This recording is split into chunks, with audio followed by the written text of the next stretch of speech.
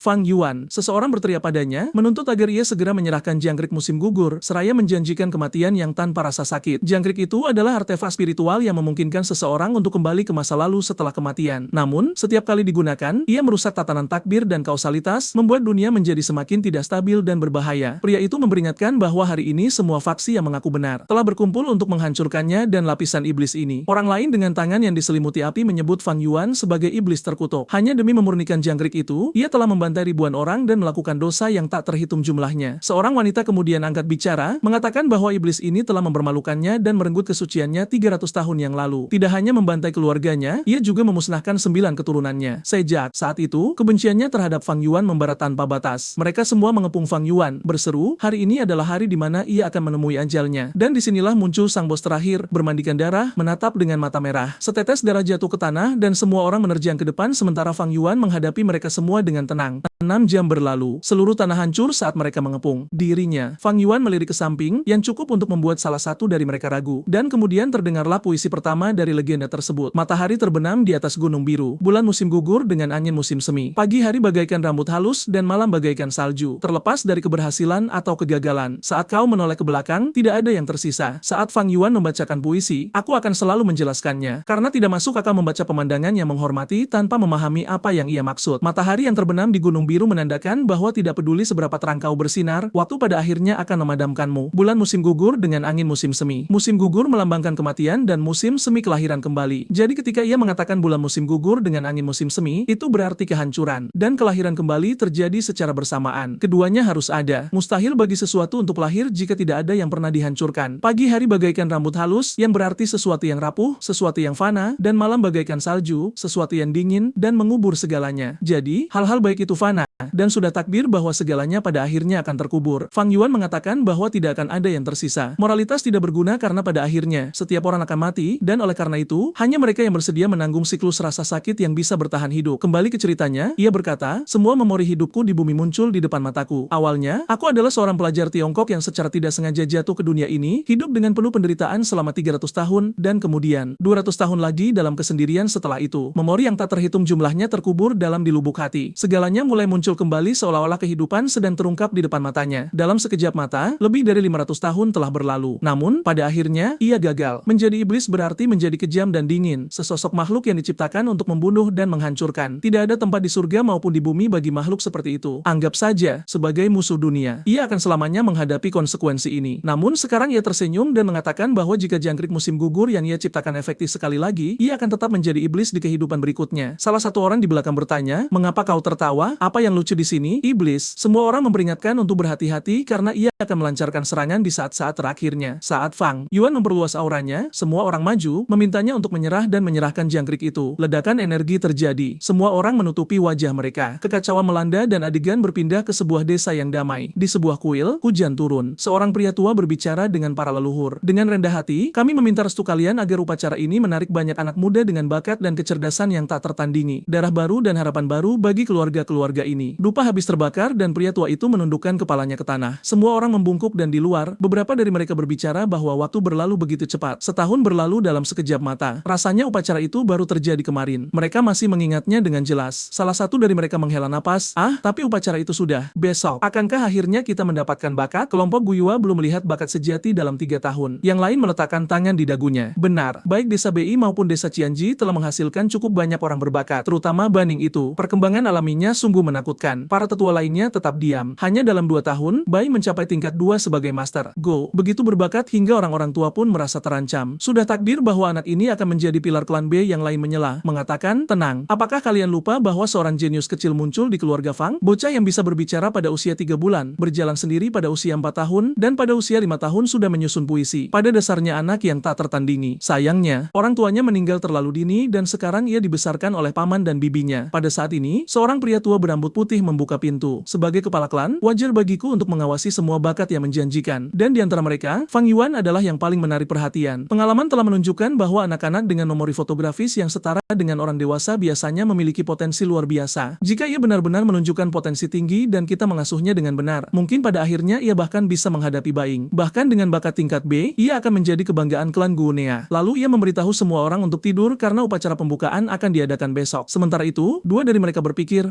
jika Jika Fang Yuan ini memiliki bakat sebesar itu dan keluarga kecil, mungkin dengan dukungan yang tepat, ia akan memihakku dan aku akan mendapatkan ratusan tahun kemakmuran. Sang ketua memperingatkan bahwa jika mereka ingin bersaing, itu harus adil dan pantas. Tidak seorang pun boleh menggunakan trik yang akan memengaruhi persatuan klan. Semua orang berterima kasih padanya, dan dengan itu, mereka pergi sementara pria tua itu berpikir bahwa setidaknya tampaknya ada harapan bagi masa depan klan. Hujan di atap, dan tiba-tiba seseorang mengenali desa Guyua. Itu adalah Fang Yuan tersayang yang menyadari bahwa ia telah kembali 500 tahun ke masa lalu. Memang, jangkrik musim gugur telah berhasil dan ia telah terlahir kembali. Sebuah benda yang berfungsi untuk membalikan waktu. Di antara 10 makhluk mistis, ia berada di peringkat 7. Jadi, jelas itu bukan sesuatu yang sederhana. Dan sekarang setelah ia kembali, ia memiliki 500 tahun pengalaman lebih banyak. Untung baginya, masalah bagi seluruh dunia. Bab berikutnya berbicara tentang legenda lautan yang ada di dalam dunia ini. Ia mengatur aliran waktu dan sirkulasi semua makhluk. Dengan menggunakan kekuatan jangkrik, kau bisa berenang kembali melawan arus, kembali ke masa lalu. Ada banyak konflik mengenai pemahaman mitos ini. Sebagian besar tampaknya tidak percaya dan mengatakan, itu hanyalah fantasi belaka. Sangat sedikit yang memiliki keberanian untuk percaya pada hal seperti ini. Itu karena setiap orang yang menggunakan jangkrik akan mati. Seluruh tubuh dan energi orang tersebut menjadi bahan bakar yang memberi makan jangkrik itu. Dengan jaminan kematian, ketidakpastian tentang apa yang akan terjadi, dan bahkan tidak tahu akan menjadi apa kau setelah menggunakan jangkrik, sangat sedikit orang yang memiliki keberanian untuk menggunakannya. Namun, Fang bertanya-tanya, bagaimana jika rumor itu salah dan semua ini hanyalah kebohongan yang rumit? Jika ia tidak akan mati dan terpojok seperti itu, ia pun tidak akan menggunakannya. Tapi saat ini, ia yakin telah terlahir kembali. Sayang sekali sejak awal, ia menghabiskan usaha yang luar biasa. Ia membunuh ratusan ribu orang, membuat surga membencinya, dan memprovokasi pembalasan dendam dari banyak orang. Semua ini hanya untuk akhirnya berhasil memurnikan jangkrik tersebut yang membawanya ke masa lalu. Dan jelas, meskipun ia telah kembali, jangkrik itu tidak ikut kembali bersamanya. Gu, yang merupakan jenis makhluk ini, pada dasarnya adalah personifikasi dari sebuah kekuatan. Ada lebih banyak dari yang bisa dihitung manusia, dan beberapa menghilang setelah digunakan 2 atau 3 kali. Ada juga yang bisa terus digunakan selama mereka tidak dipaksa hingga batas kemampuannya. Sementara jangkrik adalah satu-satunya yang hanya bisa digunakan sekali dan menghilang selamanya. Fang, bagaimanapun, percaya bahwa tidak masalah jika ia menghilang. Ia bisa dengan mudah memurnikan yang lain. Ia hanya perlu membunuh setengah dunia lagi. Jika ia berhasil di kehidupan masa lalu, mengapa ia tidak berhasil di kehidupan ini? Dan bahkan jika ia tidak mendapatkan jangkrik itu, ia masih memiliki pengalaman 500 tahun, harta karun, dan hal-hal langka yang belum ditemukan. Peristiwa raksasa, perubahan sejarah, dan bahkan para jenius masa depan. Ia tahu siapa yang terkuat yang bahkan belum lahir. Selain 500 tahun pengalaman bertarung yang jelas, yang ia tidak tahu. Dengan pasti adalah apa yang akan ia lakukan. Hal-hal terpenting yang ia butuhkan terpisah dan jauh, dan banyak diantaranya hanya bisa diakses pada waktu yang tepat. Selain itu, jelas, ia memiliki masalah utama bahwa ia bahkan belum membuka lautan energinya. Ia hanyalah manusia biasa yang akan dibunuh oleh babi hutan. Untuk berkembang secepat mungkin dan memastikan kelangsungan hidup, ia membutuhkan sumber daya klan ini. Dalam keadaan saat ini, tidak mungkin ia bisa terus bolak-balik melewati pegunungan berbahaya ini. Meskipun bagi seseorang yang hidup 500 tahun di jalur iblis, gunung-gunung ini terasa kecil. Desa gua tampak lebih seperti rantai. Namun rantai yang membatasi pergerakan juga melindungimu dari lapisan luar. Dan dalam periode singkat ini, tetap berada di rantai ini adalah pilihan terbaik. Setidaknya sampai ia mencapai tingkat ketiga sebagai Master Go. Untungnya, kebangkitan adalah besok dan ia akan segera bisa memulai latihannya. Ia menertawakan kata bakat ketika pintu terbuka dan seseorang muncul di sana memanggil kakak. Ia masuk dengan canggung bertanya, apa yang kau lakukan berdiri di sana di dekat hujan? Fang Yuan berbalik dan menghadapinya, mengingat saudara kembarnya. Ia menjawab, aku melihat pintunya tidak tertutup, jadi aku datang ke sini untuk menutupnya. Baguslah kau tidak lupa bahwa besok adalah upacara kebangkitan. Kenapa kau belum tidur, Kak? Fan Jiang bahkan tidak terkejut dengan ketidakpedulian Fang Yuan. Sejak mereka masih anak-anak, selalu seperti ini. Baginya, jenius selalu seperti ini, berbeda dari orang, biasa dan tidak bisa dipahami. Dan Fan Jiang, meskipun memiliki penampilan yang sama, merasa sama biasa seperti semut. Mereka lahir dari rahim yang sama di saat yang sama. Jadi mengapa surga begitu tidak adil? Sang kakak, yang sekarang dianggap sebagai yang lebih tua, memiliki bakat yang tak tertandingi sementara ia tidak lebih dari sekadar batu. Di sekitar, banyak bahkan berkomentar bahwa sulit dipercaya ia adalah saudara Fang Yuan, dan Chiang mulai merasakan kemarahan bahkan saat bercermin. Bakat Fang seperti batu di hatinya. Semakin kuat kakaknya, semakin ia menjadi pendiam. Pada saat ini, Fang Yuan tertawa. Kedua orang tua mereka meninggal dalam misi klan saat ia berusia 3 tahun. Paman dan bibi setuju untuk merawat mereka, tetapi sejujurnya, mereka hanya melakukannya untuk menyimpan warisan yang ditinggalkan orang tua mereka. Awalnya, rencana Fang Yuan adalah menyembunyikan kemampuannya dan mengulur waktu. Namun, hidup mereka berubah menjadi kacau begitu cepat sehingga ia terpaksa menggunakan apa yang ia ketahui dari planet bumi untuk bertahan hidup. Klan mulai mendukungnya dan dengan itu sang paman menjadi lebih berhati-hati. Namun, perhatian yang berlebihan membuatnya lebih baik mempertahankan penampilan yang dingin dan jauh. Karena ini terjadi ketika mereka masih sangat muda, adiknya bahkan tidak ingat bagaimana perlakuan paman dan bibi sebelum ia menunjukkan bakat dan bahkan percaya paman dan bibi adalah orang baik. Karena itu, ia mulai membenci Fang Yuan. Dan saat mengetahui ia memiliki bakat tingkat A, ia mulai menekan iblis kita yang sudah tahu ia akan bangkit sebagai bakat tingkat C yang sederhana. Lucu baginya bagaimana takdir memiliki lelucon kejam seperti ini. Ia, yang dianggap sebagai kakak dan juga jenius selama lebih dari 1 dekade, akan membangkitkan bakat tingkat C.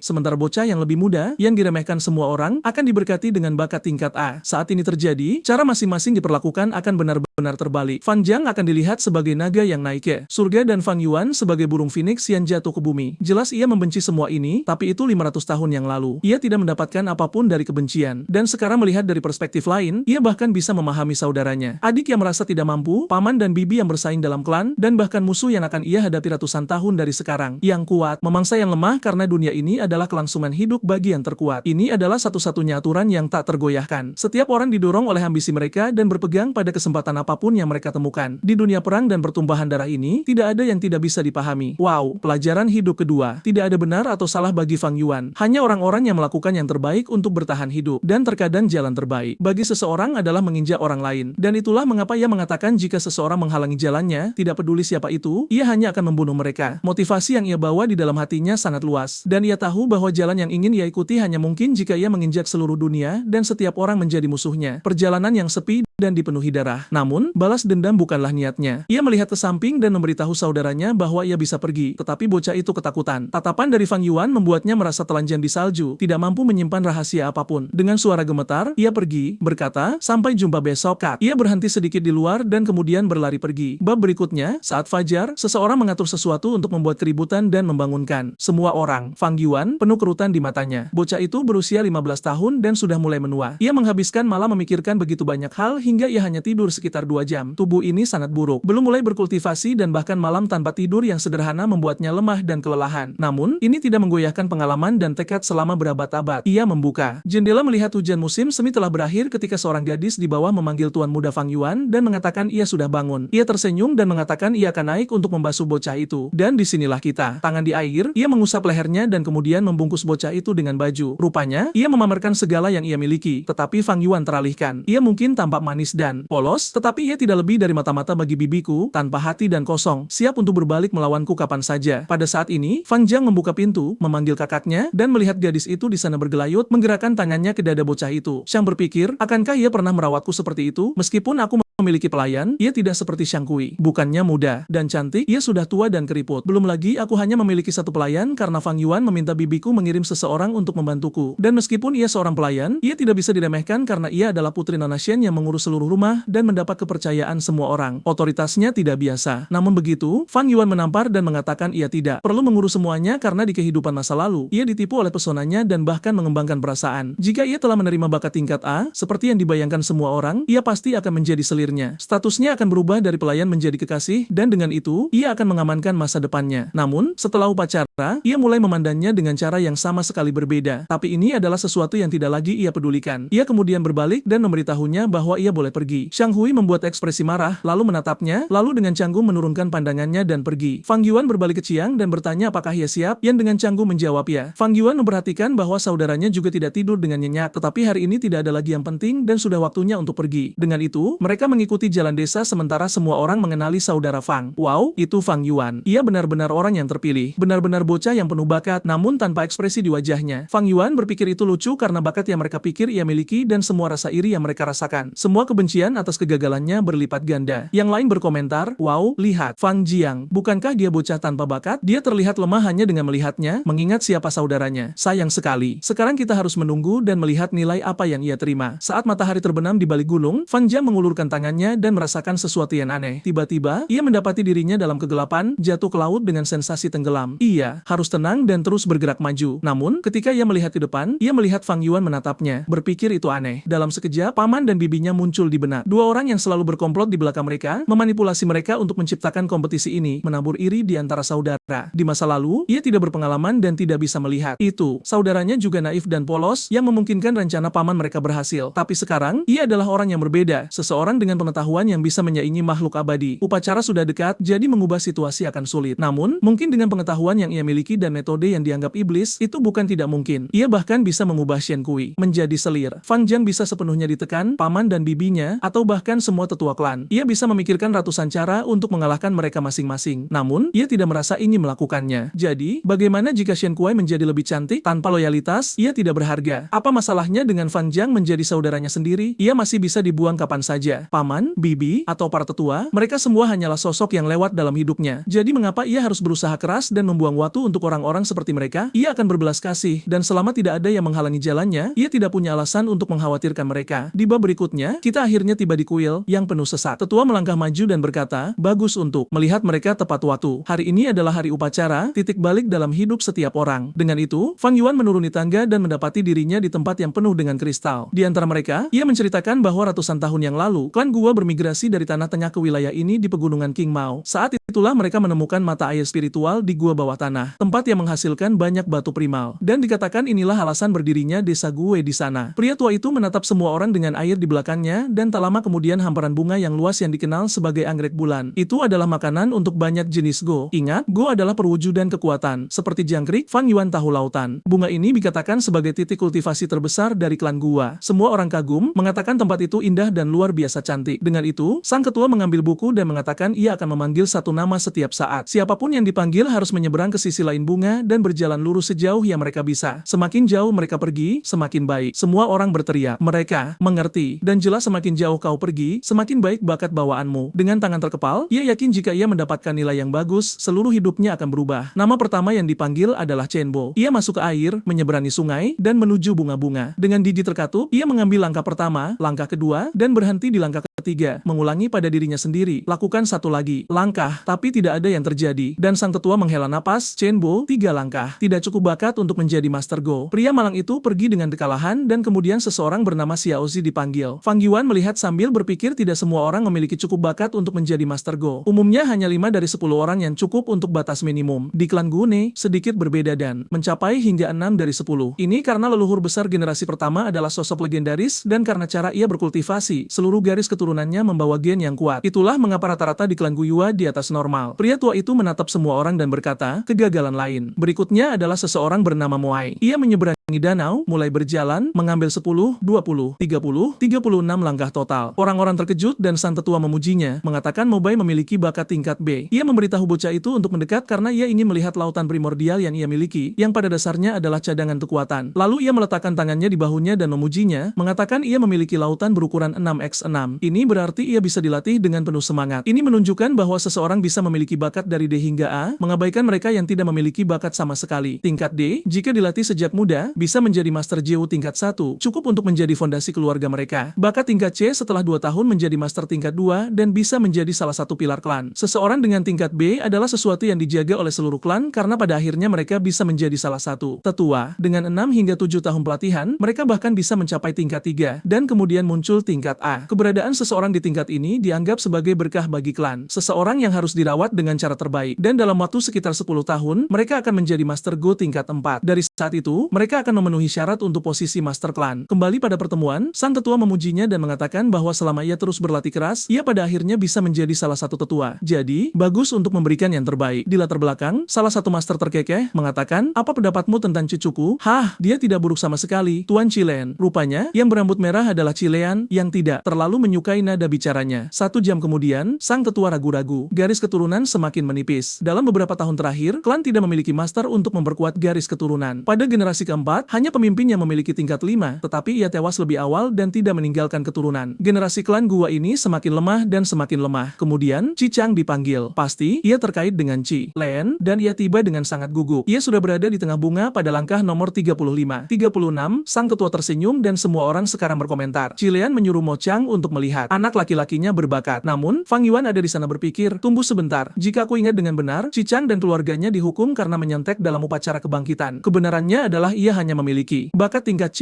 tetapi kakeknya entah bagaimana membantu memalsukan hasil. Itulah mengapa mereka percaya ia memiliki bakat tingkat B. Kebenarannya adalah, jika aku ingin menyontek, ada banyak cara untuk melakukannya. Beberapa metode jauh lebih sulit dideteksi daripada yang ia gunakan. Dan dengan bakat tingkat B, misalnya, aku akan menerima dukungan besar dari klan, tapi aku tidak bisa menyiapkan apapun. Sayangnya, karena aku terlahir kembali kemarin. Pada dasarnya, ia akan menyontek jika ia bisa. Sayang sekali ia tidak bisa. Namun, hal yang paling berbahaya adalah jika ia menyontek, ia tidak akan bisa memalsukan perkembangan kultivasinya dan pada akhirnya akan terungkap. Di sisi lain, Qi Chang berbeda karena kakeknya adalah salah satu tetua. Sebagai salah satu posisi dengan paling banyak otoritas, ia bisa dengan mudah menutupi cucunya. Ini semua karena perselisihan antara dua tetua yang ingin menunjukkan siapa yang memiliki cucu yang lebih baik. Ia menyembunyikan ini dengan sangat baik di kehidupan masa lalu, dan jika bukan karena insiden tertentu, kebenaran tidak akan pernah terungkap. Fang Yuan mulai mempertimbangkan, bagaimana jika aku mengungkap semua ini sekarang, mungkin aku bahkan bisa mendapatkan imbalan kecil dari klan. Tapi kemudian aku juga akan menyinggung Qi Lian yang kuat, yang merupakan tetua keluarga, yang bukan hal bijak untuk dilakukan. Tidak ada cara bagiku untuk memerasnya karena dengan status rendahku, semua ini justru akan menjadi bumerang bagiku. Monolog terhenti ketika nama Fang Yuan dipanggil. Bab berikutnya dimulai dengan berbicara tentang salah satu legenda tertua, Go Harapan. Dalam legenda, ketika dunia terbentuk dan hanya tanah kebiadaban dan dilema berbahaya di antara binatang paling liar yang berkeliaran di bumi, manusia pertama muncul. Namanya adalah Renzu. Semua orang di sekitarnya tertarik untuk melahapnya. Renzu, bagaimanapun, tidak memiliki tubuh sekeras batu, tidak pula gigi atau cakar tajam dari binatang liar. Jadi, bagaimana ia bisa melawan semua dilema ini? Sumber makanan tidak stabil, dan ia harus bersembunyi setiap hari. Manusia pertama berada di dasar rantai makanan dan nyaris tidak bisa bertahan hidup. Saat itulah seekor Go datang kepadanya dan berkata, jika kau menyerahkan hidupmu, kami akan membantumu mengatasi kesulitan ini. Dengan itu, Renzu memberikan masa mudanya untuk 3 Go terbesar. Go ini memberinya kekuatan, dan dengan kekuatan ini, hidupnya mulai berubah. Sumber makanan menjadi stabil dan ia bisa melindungi dirinya sendiri. Ia bertarung dengan berani dan tanpa ampun, mengalahkan masalah yang tak terhitung jumlahnya. Tapi segera ia menyadari bahwa kekuatan bukanlah segalanya. Ketika ia menghadapi sekelompok masalah, kekuatan bukanlah segalanya. Renzu merenungkan kekalahan itu dengan pahit dan tidak mampu menemukan jawaban. Ia memberikan masa tengah hidupnya kepada Go yang paling indah dari semuanya, dan Go kedua ini memberinya kebijaksanaan. Dengan ini, Renzu mulai mengerti cara berpikir dan merenung. Dengan kebijaksanaan yang diperoleh ini, ia mampu mencapai lebih banyak tujuan yang sebelumnya tampak mustahil. Dengan ini, tidak hanya ia membunuh masalah yang tak terhitung jumlahnya, tetapi ia juga memonsumsinya dan bahkan meminum darah mereka. Ia bertahan hidup dengan kegigihan, tapi hal-hal baik tidak bertahan selamanya. Dan, akhirnya, Renzu menua. Saat masalahnya tumbuh seiring usianya, Go itu bertanya, manusia, apa yang kau inginkan? Kau tidak punya apa-apa lagi untuk ditawarkan kepada kami. Menyadari ini, kekuatan dan kebijaksanaan meninggalkannya. Tanpa dua hal itu di sisinya, Renzu sekali lagi dikelilingi oleh masalah-masalahnya. Tua dan tidak mampu melarikan diri. Gigi tuanya yang longgar yang telah rontok bahkan tidak bisa mengunyah tanaman dan buah-buahan. Dan Renzu jatuh dengan lemah ke tanah, menyerah pada semua dilema di sekitarnya. Saat itulah sesuatu muncul di depannya dan berkata, manusia, terimalah aku, dan aku akan membantumu melarikan diri dari dilema apapun. Renzu menjawab Go itu bahwa ia tidak punya apa-apa lagi untuk ditawarkan. Kekuatan dan kebijaksanaan telah meninggalkannya. Ia paling banyak memiliki beberapa tahun kehidupan yang tidak berharga seperti masa mudanya. Jika ia memberikan apapun pada saat ini, hidupnya akan segera berakhir. Meskipun pada detik itu ia dikelilingi oleh dilema, setidaknya ia tidak akan mati seketika. Ia ingin hidup selama mungkin, bahkan jika hanya untuk 1 detik lagi. Dan itulah mengapa Go baru ini harus pergi. Ia Renzu tidak punya apapun yang ingin ia berikan padanya. Go itu, bagaimanapun, menjawab bahwa di antara ketiganya, ia memiliki permintaan terkecil. Jika manusia itu menawarkan hanya hatinya, itu sudah cukup. Mendengar ini, Renzu kemudian mengulurkan tangannya dan berkata tidak apa-apa. Ia akan memberikan hatinya. Itu adalah Go Harapan yang menyuruhnya untuk melarikan diri. Saat itulah Renzu mengerti bahwa apa yang paling ditakuti oleh dilema kehidupan adalah harapan. Dan sejak hari itu, setiap kali ia menghadapi masalah apapun, ia memberikan hatinya padanya. Segera kita akan mengerti bagaimana ini berhubungan dengan Fang Yuan. Pelajaran di sini tampak positif, tetapi kebenarannya adalah bahwa harapan hanya ada dalam keputusasaan. Itu tidak menyelamatkan Renzu. Itu tidak menghilangkan penderitaannya, juga tidak menjamin kesuksesannya. Belum lagi, ia hanya muncul setelah ia kehilangan segalanya. Bagi Fang Yuan, itu lebih seperti harapan tidak menyelamatkanmu. Itu hanya memberimu kekuatan yang cukup untuk menanggung penderitaan sampai kau menemukan jawaban. Dan pada saat itu, nama Fang Yuan dipanggil. Ia tersenyum, berpikir itu semakin menarik. Ia menyeberangi danau dan mengambil langkah pertama. Kakinya mulai diselimuti energi emas, dan ia mengatakan pada dirinya sendiri bahwa Go Harapan telah mulai bergerak bergerak. Kemudian energi muncul di dadanya saat sang tetua mengamatinya. Semua orang di sekitar mengatakan kekuatan yang memusat padanya kurang dari yang diharapkan, dan sang tetua yakin ini bukan tanda bakat tingkat. Fang Yuan sudah mengambil 23 langkah. Kemudian ia fokus, mengepalkan tinjunya, dan pergi ke 26, 27 sampai ia merasakan sesuatu di dadanya. Pupil matanya melebar, napasnya menjadi sesak, dan ia mulai kehilangan kesadaran. Kemudian ia berhenti sejenak selama 1 detik dan mengatakan pada dirinya sendiri bahwa upacara kebangkitan sukses. Ini adalah langkah pertama dalam harapannya mencapai keabadian. Celah yang ia miliki misterius dan tidak biasa. Dan meskipun itu ada di dalam tubuhnya, ia tidak berbagi ruang dengan organ apapun. Itu sangat besar dan sangat kecil pada saat yang sama, dan banyak yang mengenalnya sebagai lautan pembukaan primordial. Selaput cahaya kecil, menopang segalanya, dan bakat Fang Yuan hanya mampu mencapai 44% dari pembukaan lautannya. Ini adalah keterbatasan seseorang dengan tingkat C.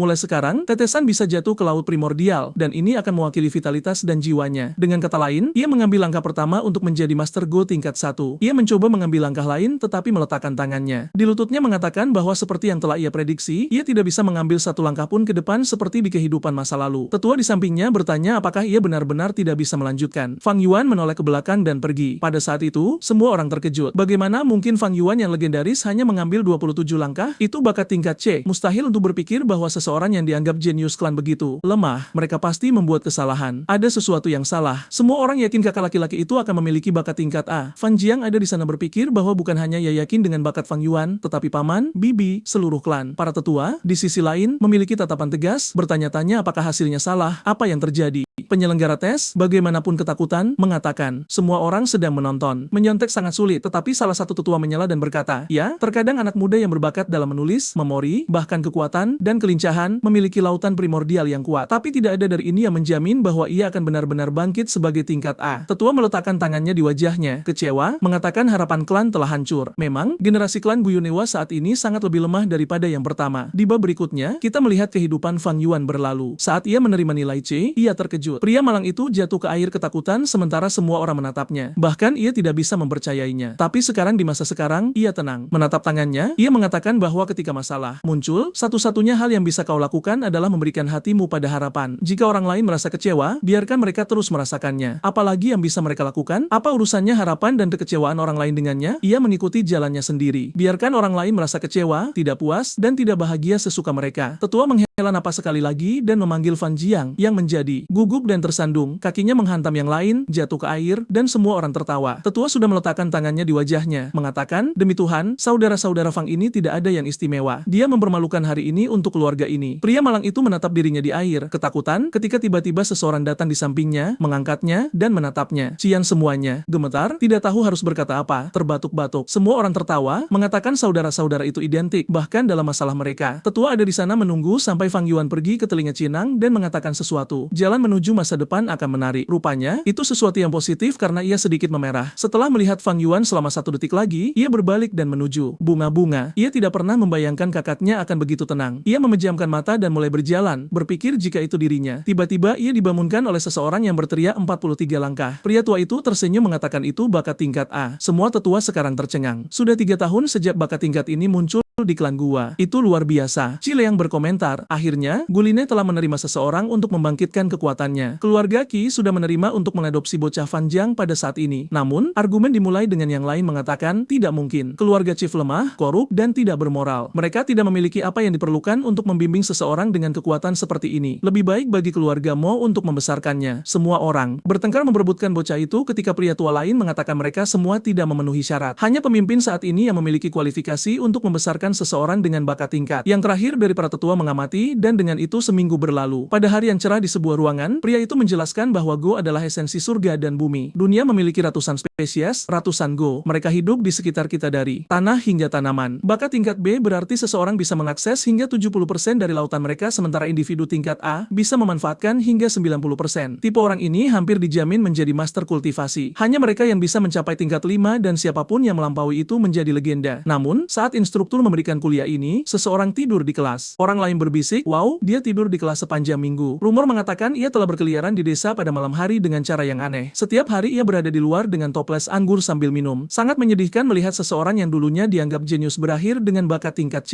Melihat Fang Yuan berbaring di sana, pria tua itu berpikir seminggu dan ia masih seperti ini. Aku pasti salah mengira bocah ini seorang jenius. Aku sudah bicara dengannya berkali-kali, tapi semuanya sia-sia. Ia melakukan apapun yang ia inginkan, tidur di kelas dan membuat semua orang sakit kepala. Terserahlah. Ia hanya bakat tingkat C dan bertingkah seperti ini. Klan hanya rugi dengan menginvestasikan apapun pada anak ini. Ia kembali dari kelas berbicara tentang bagaimana desa diciptakan oleh dua satunya master tingkat 5 dan leluhur. Mereka mendirikan segalanya di sini. Lama kemudian, pemimpin klan keempat muncul dengan bakat yang tak tertandingi, yang juga akhirnya mencapai tingkat 5. Jika bukan karena iblis yang tidak tahu malu dan serangan yang tepat, ia mungkin telah mencapai tingkat 6. Atau mungkin tidak. Siapa yang tahu? Semua orang mengutuk apa yang disebut biksu bunga anggur, mengatakan, bajingan ini merusak garis keturunan masa depan Golan. Biksu bunga terkenal itu adalah master tingkat 5, terkenal karena memaksakan diri pada gadis-gadis yang tidak menginginkannya. Ia menjelajahi semua pegunungan Qin Mao dan melakukan banyak kejahatan di desa Gu, tetapi ditemukan oleh pemimpin generasi itu. Setelah berhari-hari pertempuran brutal, biksu itu akhirnya berlutut memohon pengampunan. Pemimpin keempat berbelas kasih dan mengampuni hidupnya. Namun, di saat lengah, biksu itu mengambil kesempatan dan melakukan serangan licik. Diliputi amarah, tetua keempat membunuhnya. Tapi luka dan racun tidak bisa disembuhkan dan ia akhirnya meninggal. Bahkan dengan kematian seperti itu, ia dilihat sebagai pahlawan yang mengorbankan dirinya untuk desa. Fang Yuan membuka matanya dan meregangkan tubuh, berkomentar bahwa di kehidupan masa lalu, seseorang juga menemukan warisan cerita ini. Jadi mengapa begitu sulit baginya untuk menemukannya sekarang? Ia mengingat salah satu master klan yang hatinya hancur dan mulai minum. 2 bulan kemudian, saat ia tidur di luar desa, cacing minuman keras yang aneh menemukannya, makhluk yang sangat langka. Pria itu memutuskan untuk mengikutinya, dan di dalamnya ia menemukan tulang dan warisan biksu minuman keras tua. Dengan itu, ia sangat diuntungkan. Kekuatannya meningkat, dan bahkan gadis yang telah meninggalkannya kembali. Masalah bagi Fang Yuan adalah ia hanya mendengar potongan-potongan cerita ini. Jadi, ia tidak tahu di mana tepatnya pria itu menemukannya. Bukan berarti ia tahu ia akan terlahir kembali saat ini. Pertanyaannya tetap, di mana tepatnya pria dari cerita pertama meninggal sehingga ia bisa menemukannya sebelum orang lain? Dalam beberapa minggu terakhir, ia membeli anggur dan telah berjalan di sekitar desa. Tetapi sayangnya, cacing minuman keras tidak pernah muncul. Makhluk ini memiliki kekuatan vitalitas yang sangat tinggi dan akan jauh lebih baik daripada apapun yang bisa ditawarkan klan. Sayang sekali dalam sekejap mata, sudah bulan April, dan sekarang ia kehabisan waktu. Justru karena apa yang akan datang. Guru mengatakan mereka belajar segalanya tentang membuka lautan dan cara memusatkan esensi dalam tubuh. Sudah waktunya bagi mereka semua untuk memurnikan go pertama mereka. Ketika kelas ini berakhir, mereka semua seharusnya pergi ke ruang akademi dan memilih salah satu cacing yang ditawarkan. Hanya ketika mereka selesai memurnikan go pertama mereka bisa kembali untuk berpartisipasi dalam kelas. Ini juga tugas pertama yang mereka terima, dan siapapun yang menyelesaikannya pertama kali akan menerima hadiah 20 batu primordial. Apakah itu sebabnya Fang Yuan mencari yang minuman keras itu? Karena yang tengah malam yang ditawarkan klan pasti biasa-biasa saja. Semua orang berlari menuju ruang akademi. Sementara cerita mengatakan bahwa bagi seorang Master Go, memurnikan makhluk adalah kunci kekuatan. Semua orang bersemangat dan seorang pria dengan bandana memberitahu mereka untuk membentuk antrean sekarang karena satu persatu. Pintu terbuka tak lama kemudian, dan mereka yang mengantre melihat orang-orang di sebelah kiri keluar sambil tersenyum. Di tengah ruangan, ada vas dupa dan beberapa pot di dinding. Fang Yuan mencatat bahwa Gus, seperti para master, juga dibagi menjadi 9 level dan semua yang ada di ruangan ini adalah level 1. Biasanya, ini benar karena master tingkat 1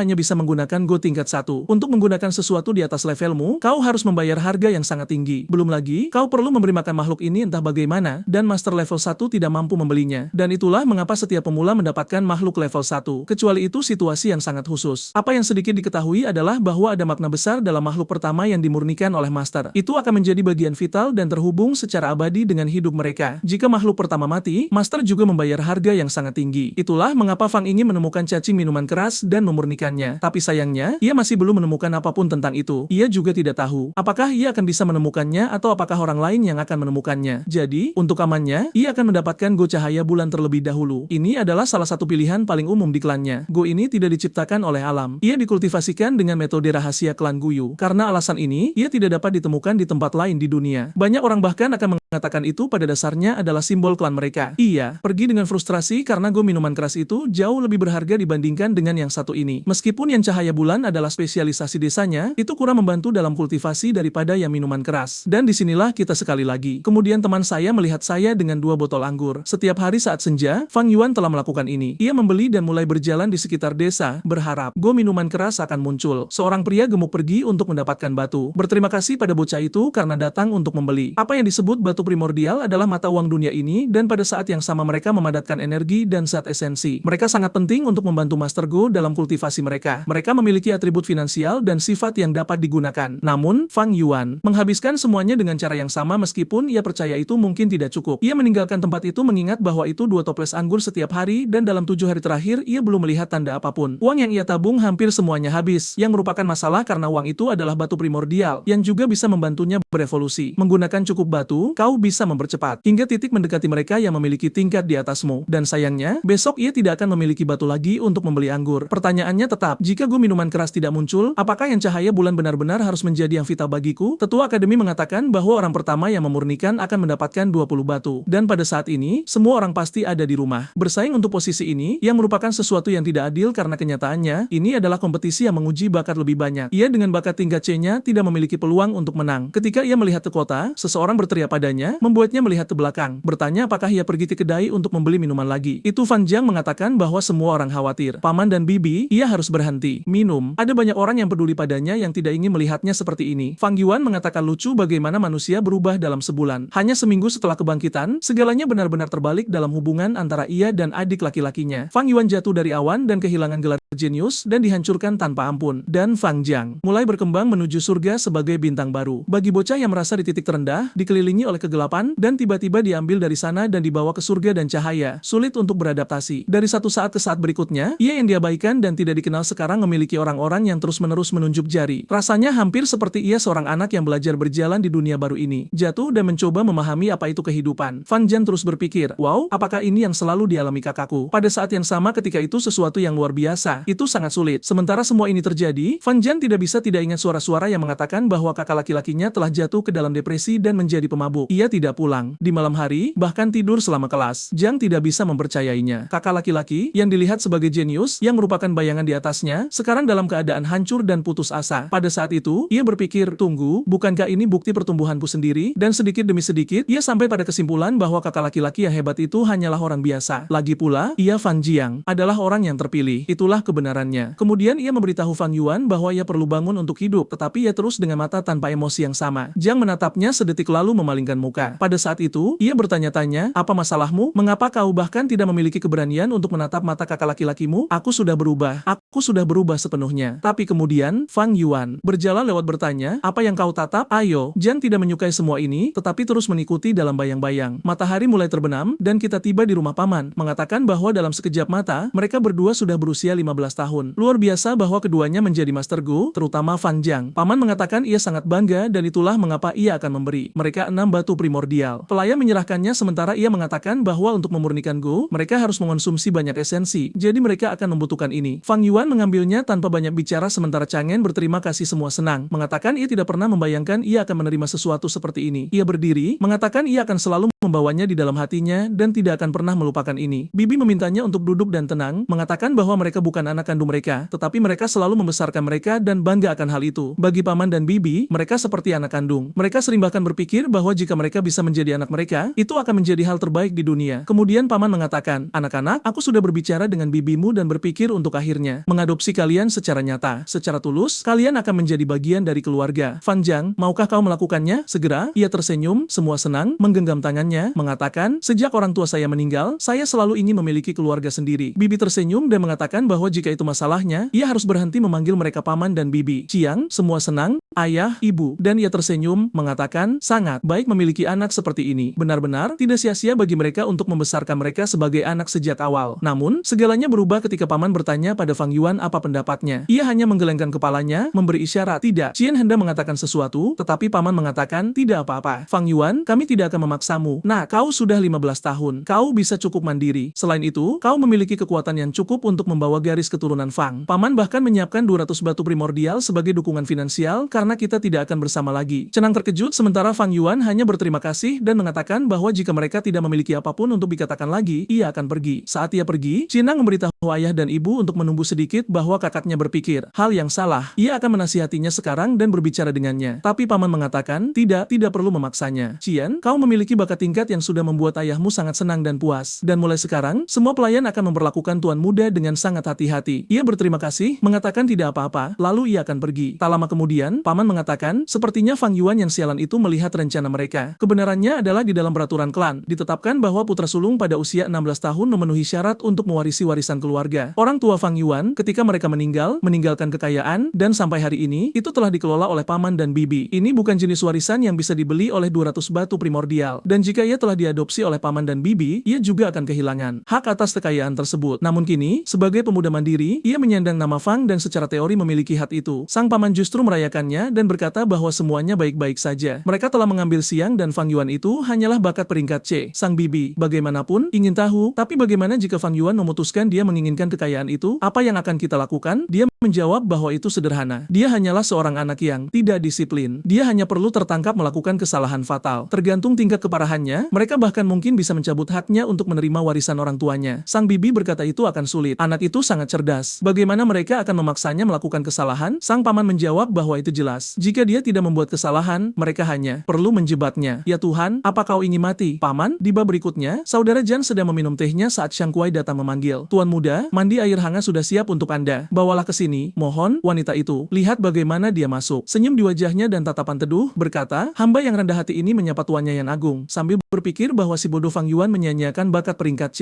Sementara Chiang adalah seseorang dengan bakat peringkat A. Akan jauh lebih mudah untuk memenangkannya. Jadi, ini adalah keberuntungan terbesar yang bisa kumiliki. Wow, dia benar-benar seekor ular berbisa. Hujan turun di atas kota. Fang Yuan berada di jendela, berpikir sudah 3 hari 3 malam berlalu. Hujan yang tak henti-hentinya ini tidak berhenti karena dia perlu menyebarkan aroma minuman keras untuk menarik cacing itu. Itu adalah sesuatu yang mustahil dilakukan di tengah hujan karena aroma hujan jauh lebih kuat. Belum lagi jika dia nekat keluar dan berdiam diri di bawah hujan, semua orang akan mulai bertanya-tanya apa alasannya bertindak seperti ini. Dan Fang Yuan tahu bahwa Anda tidak boleh meremehkan orang-orang di sekitar Anda. Hanya orang bodoh yang bertindak seolah-olah semua orang di sekitarnya bodoh. Dan itulah mengapa saat ini dia tidak punya pilihan selain membatalkan pencariannya. Di jendela, dia berpikir, ya, selama keadaannya seperti ini, aku tidak akan bisa mencari cacing minuman keras. Pilihan teraman adalah memurnikan gu cahaya bulan. Namun, jika di tengah proses ini aku menemukan yang minuman keras, itu akan jauh lebih ideal. Tapi sepertinya takdir tidak ingin membantuku. Namun, hidup memang seperti ini. Badai selalu muncul di langit biru dan hal yang tak terduga terjadi setiap saat. Hal yang paling bodoh adalah berharap bahwa dalam hidup tidak akan ada rintangan yang ditemui.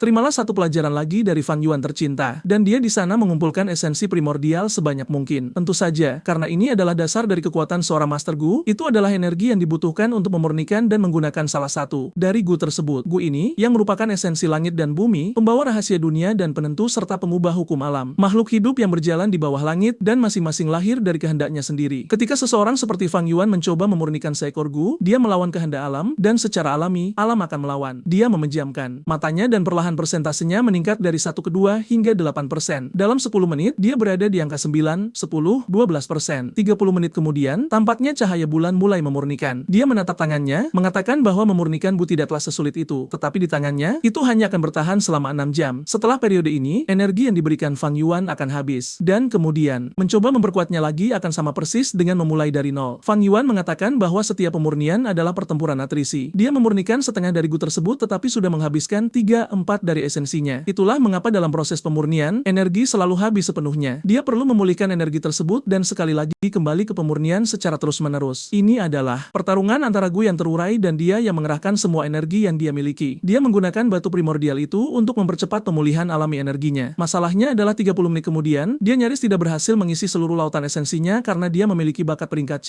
Dan masalahnya adalah dia hanya punya 6 batu. Tidak mungkin dia bisa dibandingkan dengan orang-orang dari keluarga Guof atau Mo yang memiliki dukungan dari semua tetua. Lebih buruk lagi adalah mencoba bersaing dengan Jiang. Sejujurnya, sejak awal dia tidak punya peluang untuk menang. Mungkin dia harus mengalihkan fokusnya dan kembali mencari cacing minuman keras. Dengan pemikiran itu, dia berdiri, menyadari bahwa suara hujan tampaknya mulai mereda. Setelah 3 hari 3 malam, dia akhirnya memiliki kesempatan. Namun tepat pada saat itu, seseorang mengetuk pintu itu, memanggil Fang Yuan, berkomentar tentang badai, dan mengatakan mereka membawakannya makanan dan anggur. Ini adalah kesempatan sempurna untuk menenangkan hatinya. Lihat siapa yang ada di sana. Xiang Kui di depan pintu, dan dia menyuruhnya masuk karena dia datang pada saat yang tepat karena dia sedang lapar. Wow, dan dia datang dengan berpakaian lengkap. Dia mengenakan semua aksesorinya, gadis itu, dan dia berkata dia bahkan tidak perlu membuka kotaknya untuk mencium aroma yang luar biasa. Benarkah? Dia menginginkan semua yang ada di dalam kotak itu. Dia mulai menyajikan. Tunggu, apakah itu sesuatu yang hijau yang kulihat? Aku tidak tahu. Dia memanggilnya, menarik lengannya, menyuruhnya duduk karena hari ini sang pelayan memberanikan diri untuk menemaninya minum. Oh, apa ini? Menjatuhkan dirinya ke arah Fang Yuan, mengatakan bahwa pelayan ini selalu menyukai Fang Yuan. Tidak peduli peringkat apapun yang dia capai, dia selalu ingin berada di sisinya. Dan sekarang setelah dia berada di masa sulit ini, dia ada di sana untuk memberinya semua kenyamanan yang dia inginkan. Wow, dia mendekat, mengatakan dia bersedia memberikan seluruh tubuhnya dan lebih banyak lagi. Dia mengambil anggur, meminum sedikit, dan menyuruhnya bergabung untuk malam itu. Tapi, Fang Yuan menatapnya lekat-lekat, bertanya berapa lama dia akan berpura-pura. Gadis itu bingung, bertanya-tanya apa yang terjadi. Fang Yuan, katakan padaku, apa yang kau inginkan? Ya Tuhan. Dia mulai mencekiknya. Dia mengangkatnya, mengatakan bahwa tampaknya paman dan bibinya mengirim dia untuk merayunya. Pasti ada orang lain di luar tangga yang siap menyerbu tempat ini. Ya Tuhan. Dia mempererat cengkeramannya pada lehernya. Apakah dia membalas dendam atau mengambil keuntungan? Bocah. Wow. Dia bahkan bertanya apakah dia benar-benar berpikir tumpukan daging di tubuhnya itu akan berhasil sebagai taktik padanya. Wow. Dia melemparkannya ke tanah, mencengkeram dagunya lagi, dan bertanya apakah dia benar-benar ingin mati sekarang. Dia gugup, yakin bahwa Fang Yuan akan membunuhnya di sana. Dia terjebak dalam cengkeraman iblis sementara dia berkata bahwa hanya karena dia telah melayaninya selama bertahun-tahun, dia tidak akan mati hari ini. Dia tahu keinginannya adalah untuk lolos dari perbudakan, jadi dia harus menemukan adik laki-lakinya yang merupakan orang bodoh. Sekarang dia harus menghilang dari sana. Xian Kuai tetap di luar, menunjukkan pemandangan yang luar biasa, dan adegan beralih ke Fang Yuan, mengatakan bahwa ini adalah jebakan yang indah, jauh lebih menarik daripada kehidupan masa lalu. Kebaikan dari paman dan bibi ini akan dia ingat dalam-dalam. Ada pepatah, orang bijak adalah orang yang mengantisipasi dan menghindari bahaya. Ketika kekuatan tidak mencukupi, hanya orang bodoh yang menempatkan diri dalam risiko. Itu adalah pepatah yang paling dasar dan kita pindah ke adegan berikutnya. Saat mereka memburu Fang Yuan kita, dia pergi mencari penginapan di kota untuk menjauh dari paman gila ini. Dia memesan beberapa kendi, anggur, sesuatu untuk dimakan, dan kita berada di halaman luar. Saat ini, dia tidak memiliki cukup batu untuk mengolah cahaya bulan dan bahkan belum beruntung menemukan cacing minuman keras. Harapannya adalah ketika dia menemukan cacing itu, yang berada di dalam gua, dia juga akan menemukan lebih banyak batu di sana. Itu akan menjadi cara termudah untuk menyelesaikan semua masalah. Jika tidak, dia harus menerima bahwa kultivasinya adalah salah satu yang terlambat dan mencari peluang lain. Masalahnya adalah sudah seminggu sejak dia pergi setiap hari mencari makhluk itu, dan belum ada tanda-tandanya. Sambil makan dengan tenang, pria-pria mulai berteriak, meminta segelas anggur lagi. Orang-orang itu berkelahi, makan ketika salah satu dari mereka meminta anggur terbaik yang mereka miliki. Pelayan memperingatkan bahwa yang terbaik yang mereka miliki cukup mahal. Pria pemberani seperti mereka pastinya punya uang untuk membayar. Tapi ada baiknya mengetahui bahwa anggur ini harganya 2 batu primordial per kendi. Orang-orang itu semua terkejut. Siapa yang menghabiskan batu primordial untuk membeli anggur seperti itu? Jelas, bajingan itu pasti mencoba membodohi semua orang. Kemudian salah satu dari mereka berdiri dan berkata, orang ini membodohi semua orang. Ayo pergi dari tempat ini. Sampai seorang pria dengan bandana biru berkata bahwa jika mereka tidak punya uang, mereka harus tutup mulut dan pergi dari tempat ini. Dia pasti bekerja di sana untuk melakukan itu, karena saat itu pria yang lain berdiri mengatakan dia ingin 1 kendi anggur itu. Sekarang pedagang itu hanya berterima kasih sambil membanting kendi di atas meja. Saat membukanya, baunya menyebar yang sejujurnya. Kekuningan sehingga tidak terlihat harum, tetapi para pemabuk itu semua menyukainya. Sementara pedagang itu mengatakan bahwa anggur bambu hijau ini hanya tersedia di sana. Fang Yuan dari sudut mengamati. Dia tahu orang ini mengatakan yang sebenarnya. Tempat lain hanya menjual anggur biasa. Orang yang minta membeli, bagaimanapun, sekarang ragu-ragu. Dia tidak membayangkan orang itu akan benar-benar membawanya. Dan sekarang dia harus membayar 2 batu. Tapi untuk menghindari rasa malu, dia berteriak, menyuruh semua orang minum, bahwa hari ini dia yang traktir. Kubilang padamu, pria bandana biru itu bekerja di pasar ini. Dia mengatakan 1 kendi itu tidak cukup untuk 6 orang. Jika mereka semua ingin minum, mereka harus membeli lagi. Orang yang membeli mulai kehilangan kesabaran dan sudah ingin mengajak yang lain berkelahi sampai pria dengan bandana berbalik dan mereka melihat di pinggangnya plakat seorang Master Gu peringkat 1. Pada saat itu, orang-orang bodoh itu semua membeku dan pria itu bertanya apakah mereka benar-benar ingin berkelahi. Jelas, pria itu ketakutan, tetapi dia sudah mendekat. Dia mengambil kendi, mengatakan baunya benar-benar luar biasa, dan pria itu mengatakan dia boleh menyimpannya. Itu seperti permintaan maaf kepada Tuan Besar. Namun, dia melemparkan kendi itu ke tanah, mengatakan mengatakan tidak mungkin dia menerima permintaan maaf. Dia mencari batu primordial seumur hidupnya, dan orang-orang bodoh itu menghabiskan batu untuk anggur. Rupanya, niat semua orang di sana adalah untuk mempermalukannya. Orang-orang bodoh itu menggelengkan kepala, berkata, tidak, mereka tidak pernah tunduk dan menyerahkan semua yang mereka miliki. Fang Yuan berkomentar tentang plakat itu, yang berarti dia adalah kultivator peringkat 1. Selain itu, dia tampak berusia sekitar 20 tahun. Dengan jumlah esensi itu, dia mungkin berada di awal tahap pertama. Mencapai 20 tahun di awal tahap pertama, dia mungkin memiliki bakat peringkat D, yang jelas di bawah Fang Yuan. Ini bahkan tidak memperhitungkan kemampuan tempur. Meski begitu, semua manusia menyerahkan batu mereka. Master Gu terlemah. Benar-benar berbeda dari manusia biasa. Fang hanya berpikir bahwa sifat dunia tidak pernah berubah. Ikan yang lebih besar memakan ikan yang lebih kecil. Membandingkannya dengan Tiongkok dari tempat dia berasal. Hanya saja di dunia ini, hal-hal lebih mudah terlihat. Kemudian seseorang memberitahu Jiang Ya bahwa dia sudah memberikan pelajaran. Cukup bermain dengan manusia biasa. Dia sudah pergi sampai dia berbalik. Dan berkata dia sekarang ingin melihat seseorang memiliki keberanian untuk meminum anggur bambu hijau itu. Yang lemah ketakutan. Jelas, mereka tidak akan punya keberanian, tetapi aroma terus datang dari kendi. Dengan itu, dia sendiri meletakkan sumpit di atas meja. Fang Yuan mengatakan dia ingin satu kendi anggur itu sekarang. Semua orang terkejut sementara pria dengan ekspresi marah menoleh ke belakang. Semua orang menatap Fang Yuan yang setenang biasanya. Kemudian dia berkata, ah, itu adik seperguruanku. Semua orang memperhatikan saat sang protagonis berdiri. Pedagang itu membawakan anggur untuk Fang, dan dia pergi. Kukira akan ada pertarungan, tapi mereka tidak ingin bertarung dengan Master Gu. Adegan berikutnya bercerita tentang seorang jenius yang muncul 300 tahun yang lalu di klan Gai Yuai. Bakat luar biasa dan seseorang yang berkultivasi hingga peringkat 5 di usia muda. Dia adalah perwujudan dari harapan dan tanggung jawab. Namun, dia juga orang yang mengorbankan dirinya untuk melindungi penduduk desa dan mati dalam pertempuran mematikan. Meskipun dalam pertempuran yang sama inilah, dia membuat biksu anggur berlutut dan memohon pengampunan. Namun pada akhirnya, dia mati karena serangan licik dari bajingan itu. Dan ini adalah salah satu cerita yang paling terkenal di klan Guao. Itu di kehidupan masa lalu Fang bahwa sebulan dari hari ini, seseorang menemukan cacing minuman keras. Itu adalah saat sisa-sisa biksu anggur ditemukan bersama dengan warisan yang ditinggalkannya. Dan dengan demikian, dia menjadi salah satu orang paling terkenal di desa. Fang Yuan berpikir bahwa pada awalnya dia tidak menyadari hal yang paling jelas dari semuanya. Jika dia akhirnya menemukan semua harta karun orang ini, tidak ada alasan baginya untuk memberikan informasi apapun kepada klan. Dia tidak memiliki kewajiban untuk merasa terhormat karena menjadi bagian dari klan Gunea. Semua orang di sana membawa keserakahan di hati mereka. Jadi mengapa dia harus menyerahkan harta karun apapun kepada atasan klan? Dan sekarang setelah dia menghabiskan hampir semua uangnya untuk membeli anggur ini, inilah saatnya untuk taruhan terakhir. Itu adalah segalanya atau tidak sama sekali malam itu. Hujan yang turun selama 3 hari sangat mengerikan saat berlangsung. Tapi sekarang udara lebih murni dari sebelumnya. Selain itu, pencarian sebelumnya tidak buruk karena dia berhasil memahami sedikit lebih baik di mana biksu anggur itu mungkin mati. Dengan semua faktor yang selaras ini, dia percaya peluang sukses terbesar adalah malam itu, cairan jatuh ke batu dan aroma menyebar ke seluruh hutan. Fang Yuan melihat ke samping, pergi ke batu lain, dan menuangkan sedikit lagi, menciptakan beberapa titik dengan aroma anggur. Dia terus berjalan melalui semak-semak, menuangkan sedikit di setiap batu di wilayah itu, sampai saatnya untuk tetes terakhir dituangkan. Jatuh ke bunga, menetes ke daun. Sementara, Fang Yuan menonton, aroma menyebar, dan sekarang dia yakin tidak mungkin dia bisa menemukan cacing minuman keras. Hanya memiliki 2 batu primordial lagi dan perlu memurnikan gu cahaya bulan. Dia tidak punya banyak hal lain untuk dilakukan. Dia tidak bisa mengambil risiko lagi. Terkadang hidup seperti itu, penuh dengan tujuan menggoda yang tanpa seolah-olah Anda akan mencapainya.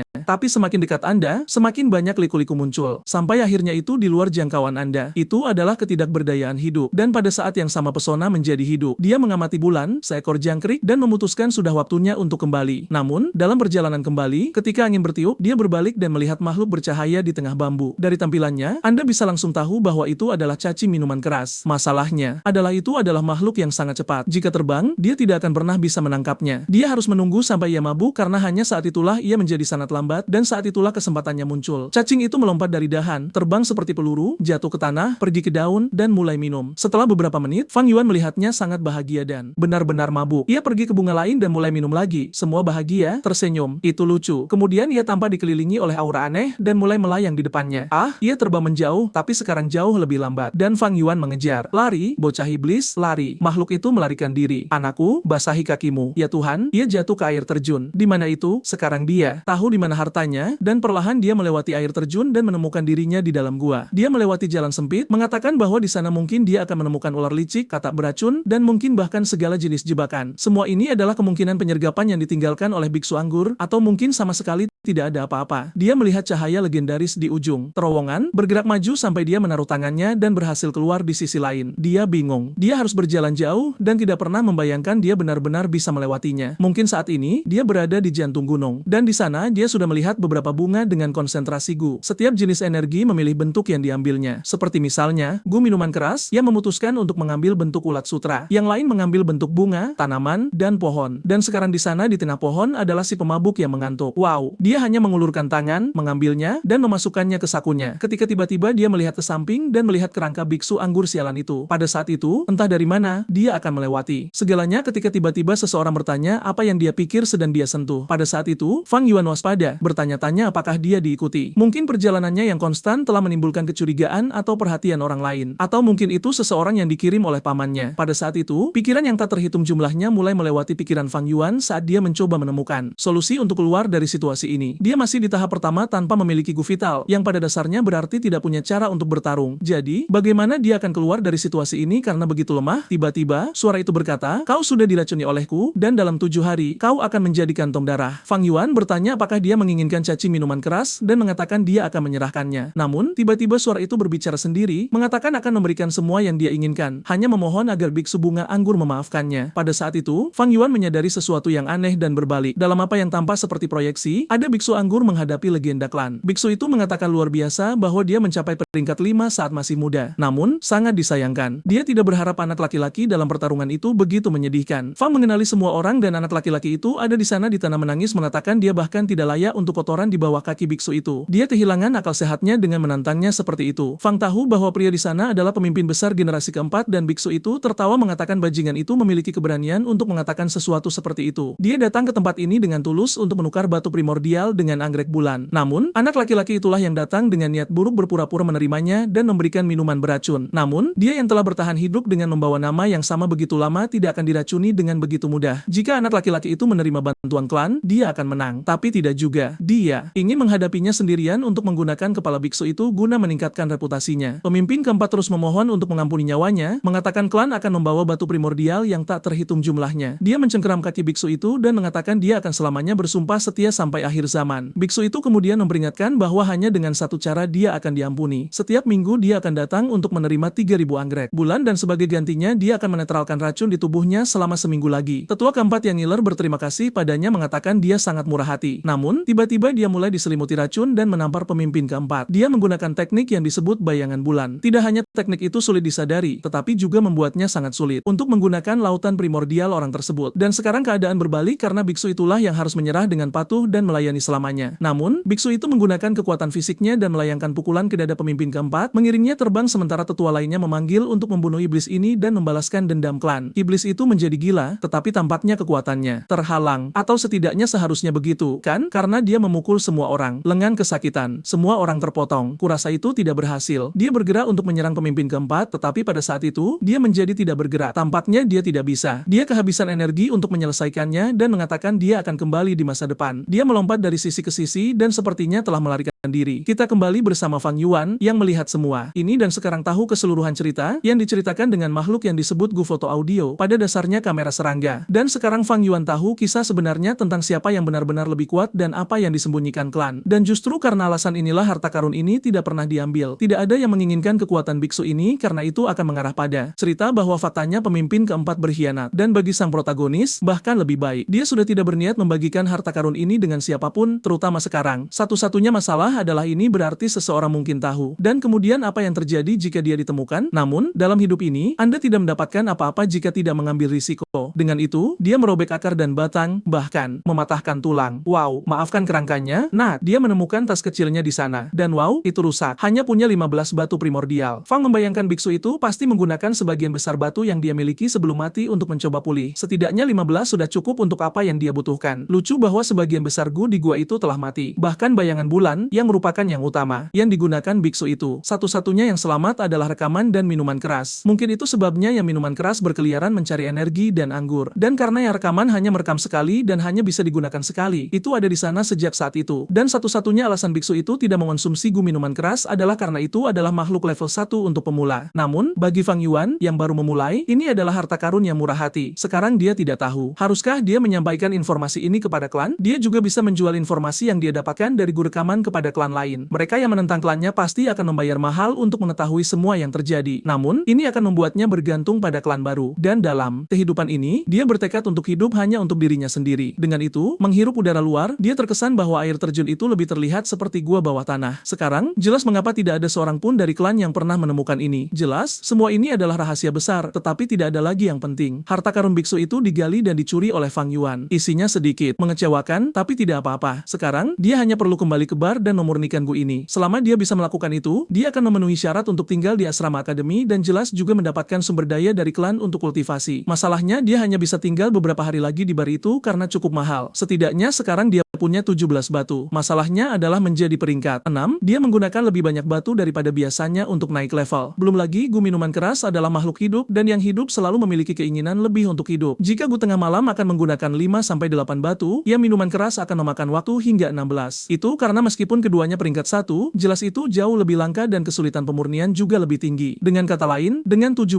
yang dia miliki, ada peluang bagus untuk menyelesaikan pemurnian ini hanya dengan 1 batu tersisa. Bab berikutnya dimulai dengan seseorang mengetuk pintu dan pria bar membukanya dengan malas. Jelas, itu adalah Fang Yuan yang merepotkan menatapnya. Pria tua itu merasa sedikit canggung dan bertanya apakah dia ingin sesuatu untuk dimakan. Apakah dia harus memberitahu dapur? Apakah dia butuh sesuatu? Fang Yuan mengatakan tidak ada. Dari itu, dia hanya ingin mereka menyiapkan air panas untuknya mandi. Pria itu berterima kasih dan mengatakan dia bisa kembali ke kamarnya bahwa permintaan akan disiapkan segera. Dan ketika dia pergi, dia berpikir, menjadi Master Gu, jika aku punya bakat untuk berkultivasi, dunia akan sangat indah. Sang protagonis mendengar ini dan berpikir bahwa ya, Master Gu memiliki bakat dan kekuatan untuk melampaui manusia biasa, tetapi harga untuk kekuatan ini sangat tinggi. Lucu, tetapi jalan seorang Master Gu membutuhkan sumber daya keuangan yang besar. Dia perlu memelihara Gunya, mendapatkan batu primordial, item pertempuran, pemurnian, dan begitu banyak hal lainnya. Dan semakin kuat alam seorang Master, semakin banyak sumber daya yang dia butuhkan. Tanpa dukungan yang kuat, ini adalah jalan yang sangat sulit. Dengan itu, lilin dinyalakan. Pria itu menaruh ember di kamar dan pergi. Fang Yuan membasuh dirinya, cukup santai, dan kemudian tidur sambil berpikir bahwa sekarang, akhirnya, dia mendapatkan cacing minuman keras sialan itu. Jauh lebih penting daripada yang cahaya bulan di awal, karena meningkatkan bakat laten seorang Master. Dia memegangnya. Aura mulai meluas dan dia memejamkan mata. Lautan primordial mulai dihabiskan dan dia mengatakan menarik bagaimana dia masih di awal tahap pertama tetapi hanya dengan pemurnian makhluk ini. Dia akan maju ke tingkat menengah tahap pertama dan keindahan manfaat ini tidak dapat dipahami. Dia terus memusatkan semua energinya di sekitar cacing kecil yang ada di sana menggeliat dan menatapnya. Fang Yuan menyadari bahwa benda sialan ini memiliki ketahanan mental yang kuat. Pada tingkat ini, dia benar-benar harus menggunakan energi 2 kali lipat yang dia gunakan untuk mencoba menjinakkan cahaya bulan. Namun, terlepas dari harga yang dia bersedia bayar, lilin terus berkurang. Dia terus berkeringat dan energi menumpuk di sekitarnya. Hanya sedikit lilin yang tersisa dan cahaya terus meluas keluar ruangan sementara dia ada di sana menatapnya. Dan sekarang dia menyadari bahwa Gu ini mungkin Gu yang milik biksu anggur, makhluk yang pada satu titik dalam hidup peringkat 5. Tapi setelah bertahun-tahun tanpa makanan, ia akhirnya melemah. Hanya ini yang bisa menjelaskan ketahanan makhluk ini. Dan ceritanya mengatakan bahwa ini benar. Gu ini menemani biksu anggur selama berabad-abad. Dan setelah melalui semua yang dilaluinya, jauh lebih sulit untuk dimurnikan daripada Gu yang ditemukan di alam. Jika Fang Yuan adalah kultivator peringkat 2 atau 3, mungkin dia akan menghabiskan 16. Tapi yang ini sangat berbeda. Rupanya 30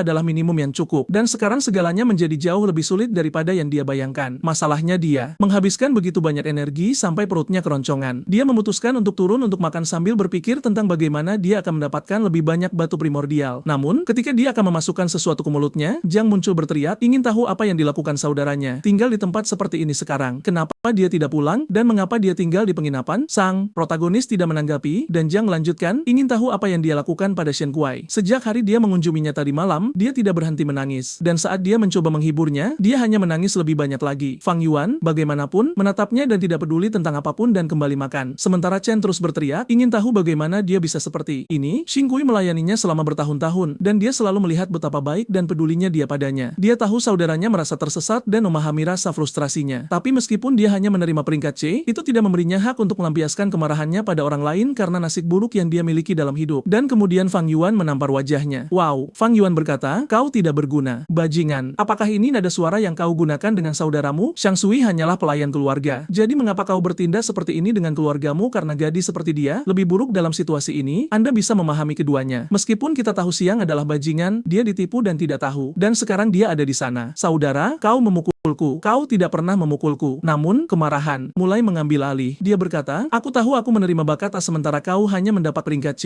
tapi kau juga tidak bisa menyalahkanku untuk itu. Itu adalah surga yang tamparan lain di wajah. Fang Yuan mengatakan dia bodoh dan tidak bersalah. Dia pasti lupa siapa sejak kecil yang merawatnya. Ketika orang tua meninggal dan hidup menjadi sulit, dialah yang merawat saudaranya. Ketika paman memberi makanan dan pakaian, dialah yang menyerahkan pakaian itu kepada Chiang. Ketika paman ingin berhemat pada apa yang mereka habiskan untuk jenang, dialah yang menentang paman dan meminta lebih banyak makanan untuk disajikan. Dialah juga yang meminta pelayan untuk saudaranya. Dialah yang melindunginya di jalanan dari mereka yang ingin menyakitinya. Ada begitu banyak hal yang dia lakukan untuk saudaranya sehingga mereka bahkan tidak layak disebutkan. Tapi hari ini, di sana dia meninggikan suara terhadap saudaranya karena seorang pelayan belaka. Tapi tidak apa-apa. Dia juga tidak peduli lagi karena dia menyerahkan orang tua yang dia miliki dan mengakui keluarga orang lain. Dia juga bukan kakak laki-lakinya lagi. Chiang takut dan mencoba menjelaskan, mengatakan dia tahu Fang Yuan juga karena yang selalu menginginkan kasih sayang dari sebuah keluarga. Tapi Fang Yuan hanya menanggapi bahwa mulai hari ini mereka bukan lagi saudara. Chiang ingin mengatakan sesuatu, tetapi dia mendekat dan berkata, aku tahu kau menyukai Xiangqi, bukan? Aku tidak pernah melakukan apapun dengannya. Dia masih perawan yang belum tersentuh dan murni. Beri aku 5 batu primordial dan mulai hari ini dia akan menjadi pelayan pribadimu. Chiang tersandung kata-katanya. Dan sang protagonis menyuruhnya untuk jujur saja. Cinta itu normal dan jika dia tidak berpikir dia layak 6 batu, maka biarlah. Dengan itu, Chen Nam mengangkat tas di sana, mengatakan dia tidak punya 6 batu lagi. Hanya ini. Bocah kita melihat